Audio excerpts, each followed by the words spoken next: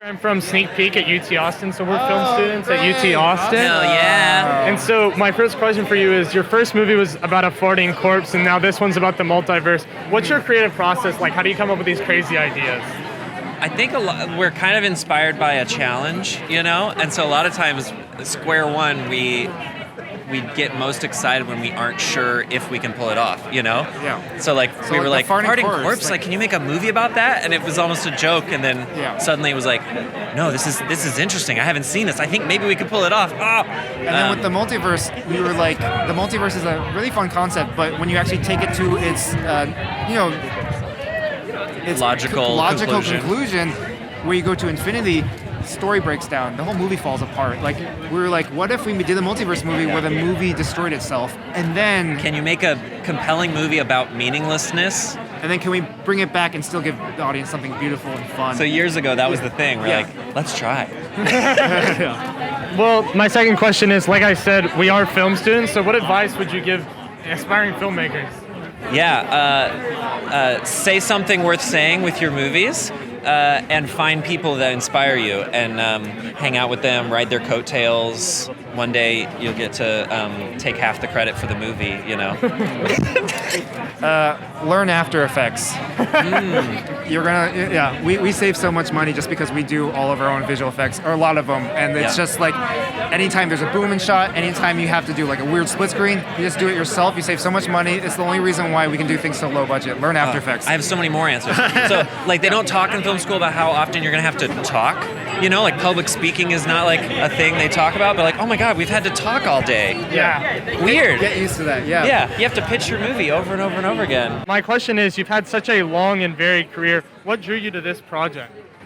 Well, first of all, I haven't been acting in 20 years. And it was Michelle Yeoh's movie, Crazy Rich Asians, that got me thinking about getting back into acting again. And I called up a friend of mine who's an agent and asked him, if he wanted to rep me. And this is after decades without an agent. He said yes. And 2 weeks later, I got a call about this project that stars Michelle Yeoh. And there was this character that is her husband. Never in a million years did I think I would land this role. Had you asked me, would I want to win the lottery or win this role, I would have told you without a doubt, I wanted this.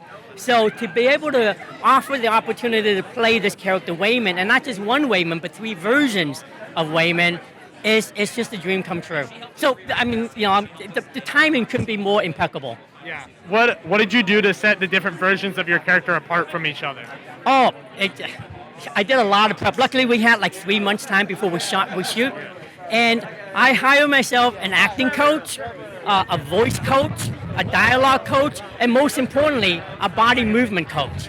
And it was a really interesting process because I wanted to make sure that when the audience watched this movie, they can distinguish each version of the Wayman, just the way they talk, just the way they move, or walk, or sit. So yeah, it was this body movement coach. It was really interesting process because he would read the script, and he would pick a specific animal for me to do. Oh, cool. For example, Alpha Wayman, he would choose eagle, and for the Earth Wayman, this universe Wayman, he chose squirrel. So the session would be, you would start 100% this animal, squirrel, and then transform into 100% Wayman. And I spent a lot of times watching videos on YouTube. I printed pictures of these animals, and I had them taped on the wall. And it was like until I completely transformed myself in that character that whole learning, that prep was done. I just wanted to say, what drew you to this project at first? What drew you to join this film? So I worked with the Daniels on a show called Nora from Queens, and we shot this weird little episode where I had to speed rap to Aaron Carter, and Scheinert dumped a bucket of mud on me. And I fell in love with them. And so I followed them to LA, and within a week of me being there, they called me and they're like, hey, we're working on this movie. And I was like, I'll do anything. So you've had kind of this varied career. Personally, I'm a massive fan of Marvelous Mrs. Maisel, so I love being here with you.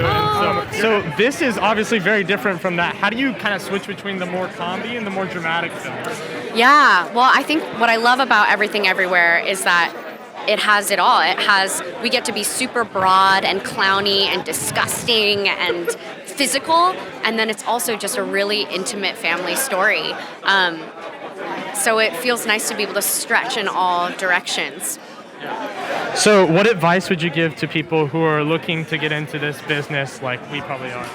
It sounds so cliche, but work with people you love. The career is really scary, the industry is really scary, but friends and loved ones are not scary. Friends and loved ones are the ones that are going to carry you through like for years and years and years and make you feel satisfied while you're shedding your blood, sweat, and tears for art. That opening night film, stunt coordinator for South by Southwest. It's a pretty cool position. What got you here? Man, that's a pretty big question. What got me here? What got me into stunt coordinating? Yeah, what got you into stunt coordinating? I had an acting background and a martial arts and fencing background, and when I graduated from college and started pursuing a career in acting, I realized that wasn't really for me. I met some stunt people and made a hard pivot in that direction that I never considered that you could make a living doing that. And as soon as I realized that, I went all in on that. I spent about 20 years performing stunts on a lot of big movies and TV shows, and developed a skill and a craft that has brought me here as a stunt coordinator and action designer. That's awesome. What about the stunts in this film set it apart from stunts in any other major blockbuster or indie action film? That's a pretty big question. I'm going to say you've never seen anything like this before. But the stunts in this film and the fights in this film really, it was very important to me that they develop the character and story and move the story along rather than just being arbitrary, cool action sequences. So I think we did a really beautiful job of marrying the story to this cinematic violence, and I'm really excited for everybody to see it. That's awesome. I can't wait to see it. And my last question is, what advice would you give to students who are looking to get into stunt work or stunt coordinating eventually and anything like that? Train, train, train. Get really, really good at one skill and get pretty good at everything else. What did you do to get you to this point? Like, how did you decide to become sound designers? I started in music. I appreciate your recorder there. I started in music. I recorded bands in my teens, and then I moved over to film and TV. I started as a colorist assistant and then wanted to branch into sound design, so I became a stage tech and then a mixer and a sound designer. Yeah. I was a DJ, a battle DJ in high school, and then did all these house parties. And I went to school at Savannah College Art and Design, and they had a sound design major. My counselor was like, "Oh, you DJ, you should try this out." I'm like, "Man, I'm not good at music." He goes, No, you can blow shit up and record it. And I'm like, this is what I want to do for the rest of my life. That's awesome. So, yeah. What do you think sets the sound design apart in this film from other things that y'all have done in y'all's career?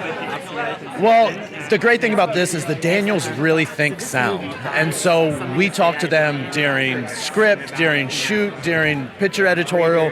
We were part of the whole thing. So it's great because we're able to experiment, which we normally don't get to do. Normally it's, we're locked, make it sound rad, move on.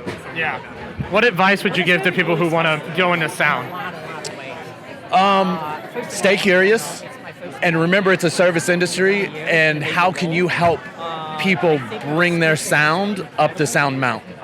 Don't pay attention to the rules. You should expand on the rules, try some things, and also don't get too caught up in the technological part of it. Awesome. Thank you all so much. Thank you.